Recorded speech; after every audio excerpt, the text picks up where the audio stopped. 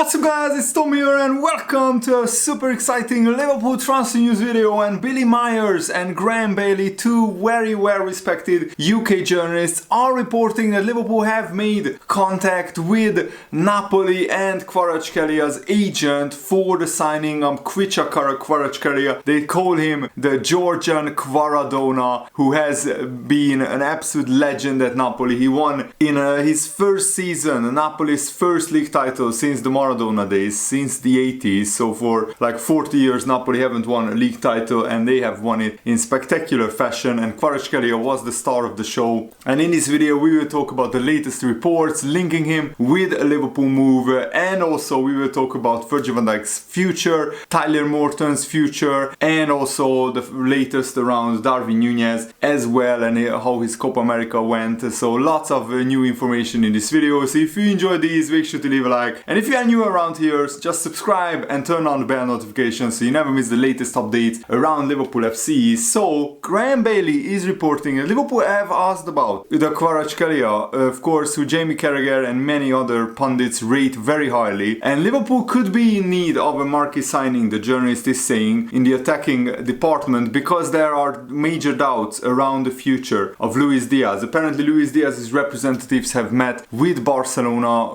recently, and there is talk of Luis Diaz potentially wanting to move there. Even his father said in an interview that Luis Diaz would like to play for Barcelona one day. But Liverpool have now made contact with Napoli to inquire about Kvaratskhelia, because Kvaratskelia's agent has pretty much openly said that they want to leave Napoli, and Kvaratskhelia doesn't want to play for Napoli next season. We will talk more on that later, but the Georgian international had a great Euros. He developed into one of the most exciting young wingers in Europe. He moved to Napoli for just £9 million from Dinamo Batumi. It has been one of the best signings of the Serie A history, and I mean, getting a player of Kvaratskelia's quality for just 9 million has been an absolute find. He scored 25 goals and got 26 assists in just 2 seasons. In 88 games he had 51 goal contributions. That is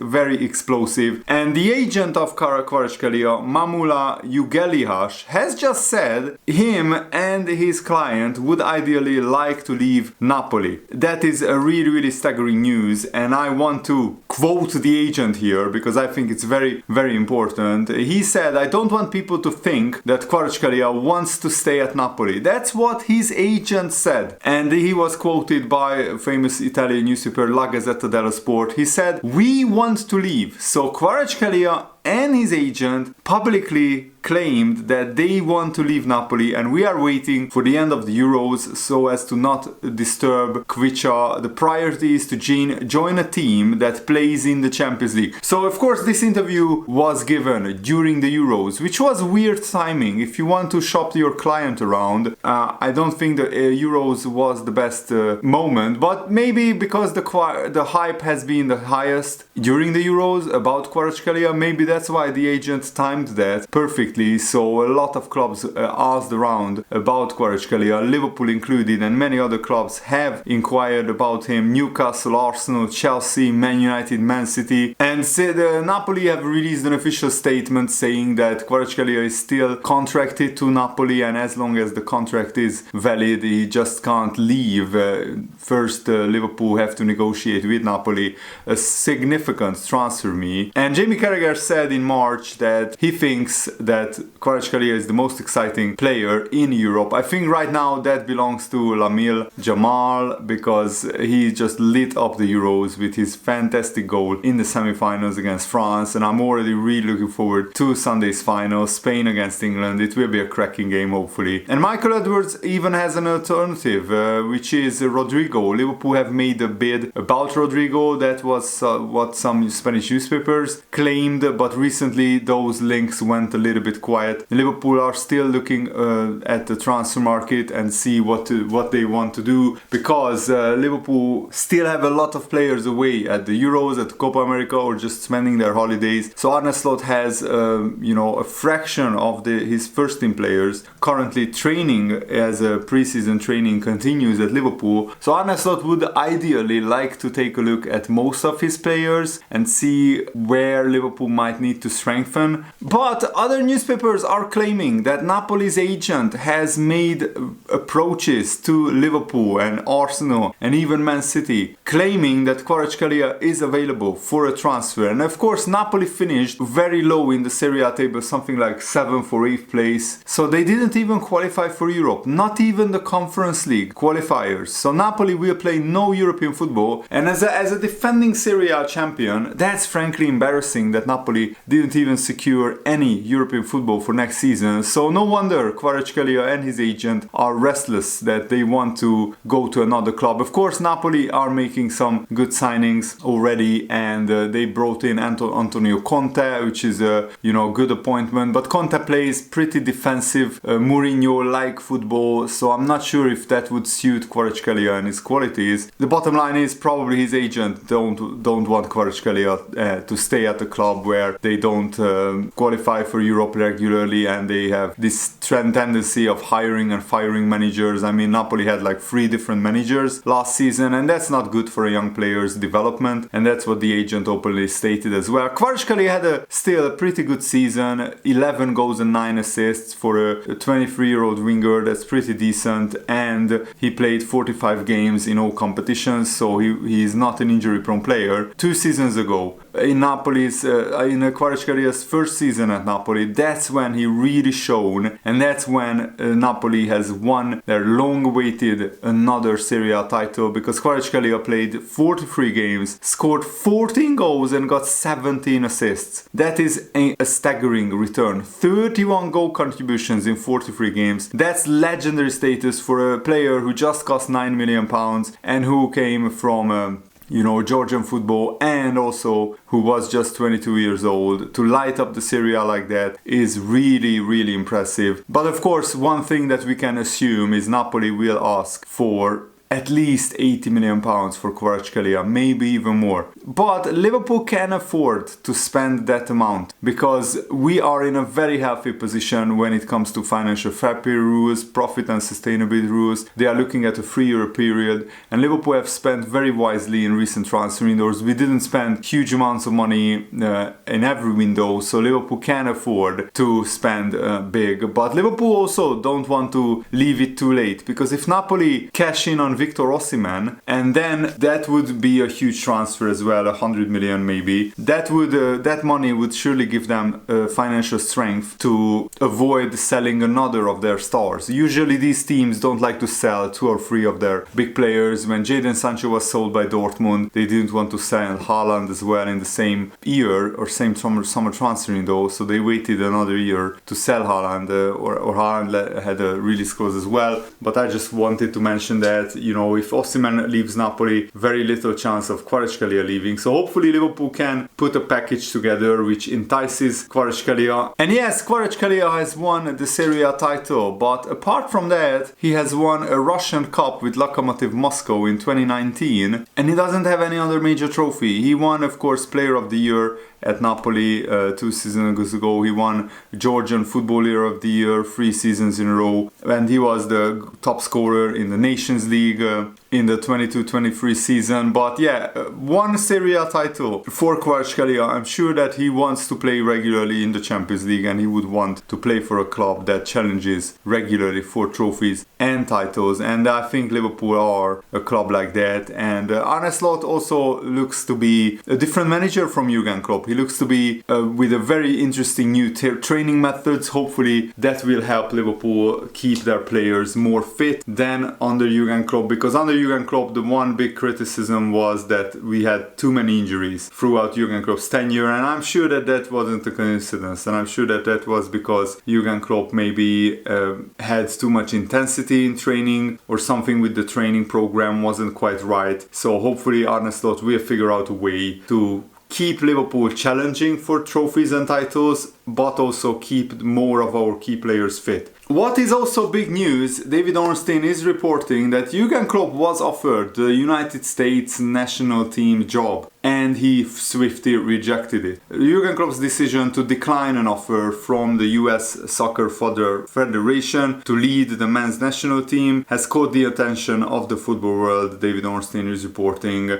And of course, the US national team had a massive failure at the Copa America. They got knocked out by Costa Rica. No disrespect, but Costa Rica are a really small country and they have a fraction of the resources, a fraction of the money, and a much worse team than the USA. And they still beat the USA after going 1-0 down because the USA had a man sent off. But also they didn't play well enough in the whole of Copa America. And this was the first time in 20 times when the USA hosted an international tournament. Usually they host the Gold Cup, which is the North American tournament with the Mexico and USA dominating that. And they also hosted another Copa America. The previous 19 times USA always made it out of the group stage. This was the first time in 20 attempts that they failed to qualify from the group stages as a host nation. Let me emphasize that. So as a host nation. And that was frankly embarrassing. So no question that Berhalter was a massive failure. They fired him and now they are looking for his successor. But I think the USA has a very talented squad. Alphonso Davies, Christian Pulisic, Florian Balogun from Monaco, former Arsenal striker as well. So it was really embarrassing that they got knocked out in the group stages. And speaking about Jurgen Klopp, it is official that Jurgen Klopp will become an honorary ambassador for the Liverpool Football Club Foundation, and that is very, very exciting. He said the LFC Foundation does an incredible job in the community, both in the Liverpool City region and beyond. I'm really proud to continue my work with them and be named the first ever LFC Foundation honorary ambassador. I look forward to seeing what we can do with that. Now I have more time on my hands. Having his support has been priceless for us over the years, and to have that continue is fantastic. Jurgen's love and passion for the city has been clear throughout his time at the club, and it can only benefit us having his support and his voice championing the work that we do. And that is absolutely fantastic that Jurgen Klopp will still work with the Liverpool Foundation. And it just shows what kind of man he is, that he wants to do charity work as well. And in another news, Liverpool captain Virgil van Dijk has spoken about his future, and he looked really tired, really exhausted, and of course really massively disappointed in the way that the Netherlands got knocked out in the semi-final with a last-minute winner by Ollie Watkins. He said, "I don't have the slightest idea right now what I will do with my international career, and I will think carefully this summer about what I want at a club level and as an international player. Then we will go for it again and first recover from this." And after a season like this, where all kinds of things have happened, it gets emotional at the end because you know it's over, that the season is over. And Virgil van Dijk probably is thinking about whether to continue his international career. The World Cup is in 2 years. Does he want to do another cycle, or does he retire from international football and focus on his club football? And I think that would benefit Liverpool massively because Van Dijk is now 33 years old, so he still has of course a few years left in him. But if he plays international football as well, that will tire him out and make him a little bit more injury prone, a little bit more tired for Liverpool. So of course I, as a Liverpool fan, would prefer if Van Dijk retired from international football, but he must follow his heart and his head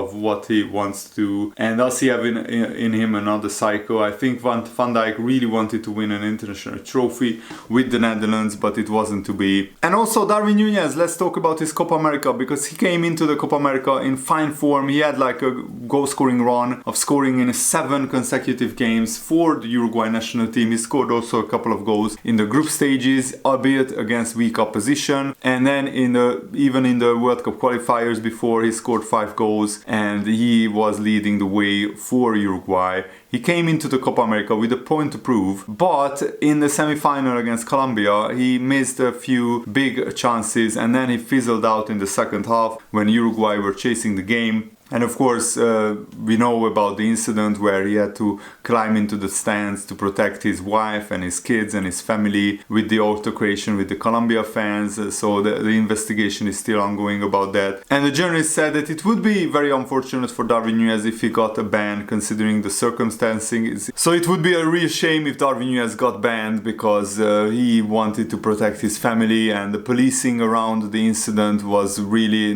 lackluster, because the police only showed up way after the altercation between the Colombia fans and the Uruguay fans, and some of the Uruguayan fans were actually the relatives of the family of some of the Uruguay players. So the police arrived too late, and yeah, it was just a real mess, a real chaos, typical South American football, by the way, that how this unfolded. But if Darwin Núñez gets a long ban from international football, that could actually benefit Liverpool, because then he wouldn't have to make the long flights over to South American qualifiers during the season. So we have to wait and see what happens next in this case. And English journalists are now reporting that Liverpool won't be willing to allow Tyler Morton to leave easily this summer. Tyler Morton had a very successful loan spell at Hull City, and Fabio Carvalho also had a very successful second half of the season on loan at Hull City as well. And Arne is looking at both of these players in pre-season. And it looks like now that Arne has been impressed by Tyler Morton. He said, a BBC report said that Liverpool midfielder Tyler Morton might be a target for a number of clubs this summer, but Arne